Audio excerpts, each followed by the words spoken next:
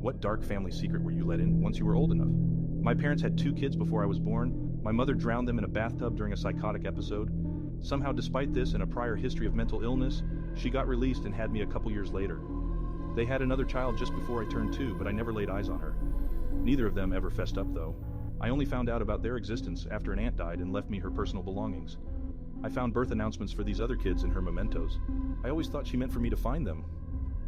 When I asked my parents, they refused to discuss anything related to these kids. A few years later, I went back to my hometown and looked up that date in the newspaper morgue.